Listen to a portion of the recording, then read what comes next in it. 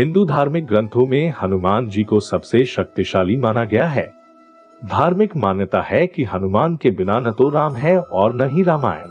राम रावण युद्ध में हनुमान जी ही एकमात्र योद्धा थे जिन्हें कोई भी किसी प्रकार की क्षति नहीं पहुंचा सका था।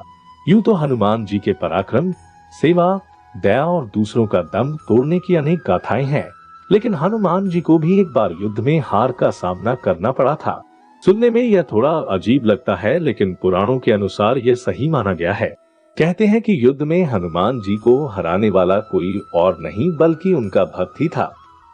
जानते हैं यह रोचक प्रसंग। पुराणों में वर्णित कथा के अनुसार किसी समय में मच्छिंद्रनाथ नाम के एक बहुत बड़े तपस्वी हुआ करते थे।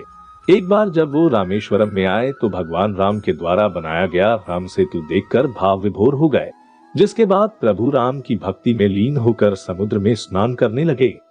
तभी वहां वानर वेश में उपस्थित हनुमान जी की नजर उस पर पड़ी।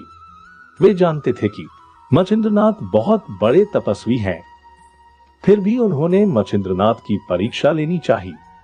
इसलिए हनुमान जी ने अपनी लीला आरंभ की, जिससे वहां चारों ओर वर्षा होने लगी। ऐसे में वानर रूपी हनुमान बारिश से बचने के लिए एक पहाड़ पर वार कर गुफा बनाने का झूठा नाटक करने लगे। इसके पीछे उनका उद्देश्य था कि मच्छिंद्रनाथ का ध्यान टूटे और उनकी नजर उन पर पड़े। कुछ ही समय के बाद उनकी नजर उस वानर पर पड़ी और उन्होंने कहा कि ये वानर, तुम ऐसी मूर्खता क्यों कर रहे हो? प्यास लगने के वक्त कुआं नहीं खोदा जाता है। इससे पहले ही तुम्हें अपने रहने का सुरक्षित स्थान खोजना चाहिए था। यह सुनकर वानर रूपी हनुमान ने मच्छिंद्रनाथ से पूछा कि आप कौन हैं? जिस पर मच्छिंद्रनाथ ने अपने बारे में बताया कि मैं एक सिद्ध योगी हूँ और मुझे मंत्र शक्ति प्राप्त है।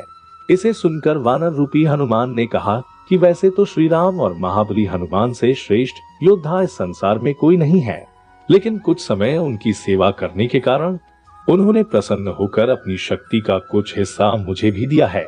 यदि आपके पास इतनी शक्ति है और आप पहुंचे हुए सिद्ध योगी हैं, तो युद्ध में मुझे हरा कर दिखाएं। तभी मैं आपके तपोबल को सार्थक मानूंगा। इतना सुनकर मच्छिंद्रनाथ और हनुमान रूपी वानर में युद्ध की शुरुआत हो गई, जिसके बाद हनुमान जी की सारी शक्ति खत्म हो गई। हनुमान जी की दशा देखकर उनके पिता वायुदेव वहां पहुंचे और मच्छिंद्रनाथ से हनुमान को क्षमा करने का अनुरोध किया। कहते हैं कि इस युद्ध के अंत में हनुमान जी की हार हुई थी। आपको मेरा वीडियो कैसा लगा? लाइक और सब्सक्राइब करना ना भूले और कमेंट में जय श्री राम लिखें।